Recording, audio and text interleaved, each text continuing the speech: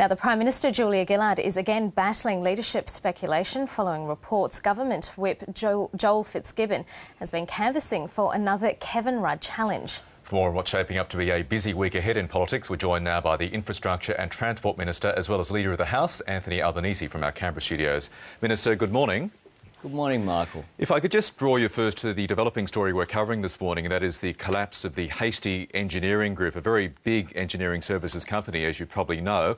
What action would the government take to help the 2,000 workers who are now at serious threat of losing their jobs? Look, the government has in place a range of measures when something like this happens, and certainly Bill Shorten and Greg Combet, no doubt, as the Employment Minister and the Industry Minister, will respond once the full details are known.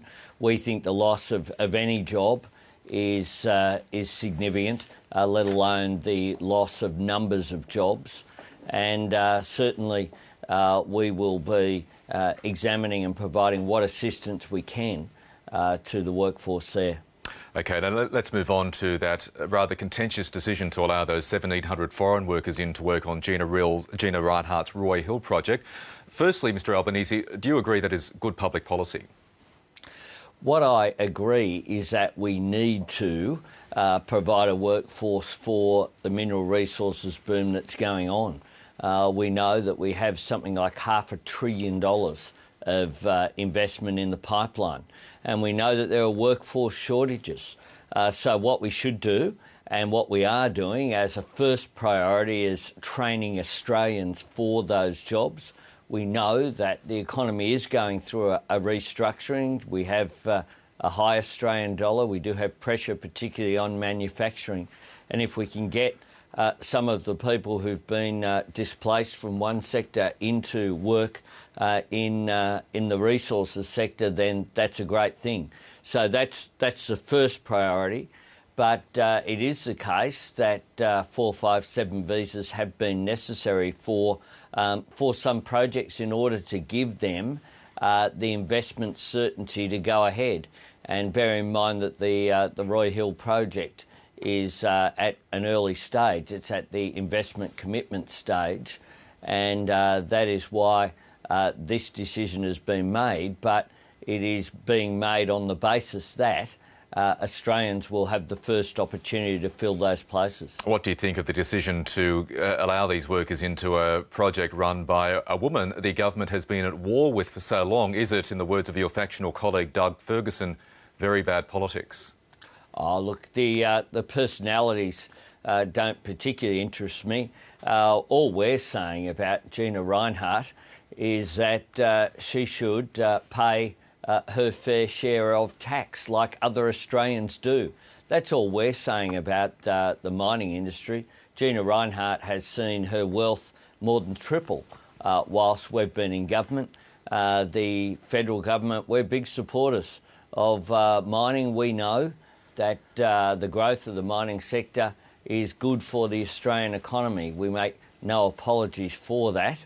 We simply make the point that a great deal of wealth shouldn't, one, mean you don't have to pay tax, and two, that you can abuse your power to try to influence in an unbalanced way the political system. How serious is caucus discontent on this issue, do you believe? Oh, look, I think the caucus, when they have a look at all the details, will settle down on this issue. This is something which has been in the pipeline for some time. Of course, this was part of a budget announcement back in 2011, a package to ensure that projects could go ahead, to ensure there's training for Australians, and but to make sure that the Australian economy overall can benefit from projects such as this. When do you believe the Prime Minister was told of this decision? Oh, look, I'm not going to get into who told what to whom, when. It hasn't been a good look, though, Minister, has it, the events of the last few days? Well, the budget decision was made back in 2011.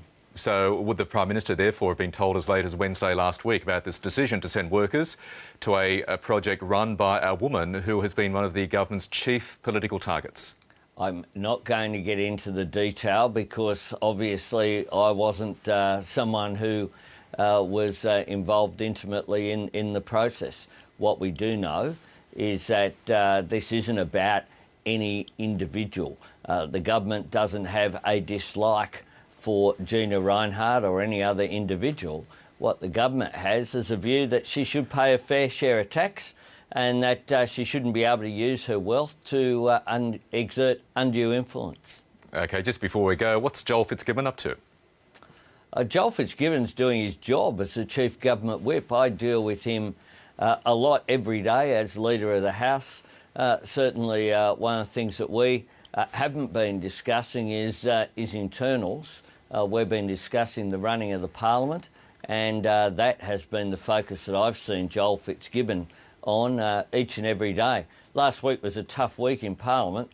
I don't think he had the time to be running around worrying about any internal nonsense. Yeah, well, we're showing the tweet that he put out over the weekend, Anthony Albanese, in response to those reports that indeed he was marshalling numbers for Kevin Rudd. Reading that tweet there at the bottom of the screen, it's hardly a denial by Joel Fitzgibbon. Well, I don't know, because I can't see the tweet. With due respect, Michael. I thank my colleagues for the publicity, but no one does more to support the Prime Minister and the government than me. Not a denial that he's marshalling numbers for Kevin Rudd. Oh, that's a pretty clear denial, and that's exactly what he has been doing. As the Chief Government Whip, working to support the government, I expect he'll continue to do so. And finally, do you believe the Prime Minister will lead Labor to the next election, whenever it is? Absolutely. So there's no worries about leadership tensions. The Prime Minister's position is perfectly safe. Absolutely. They were settled earlier this year.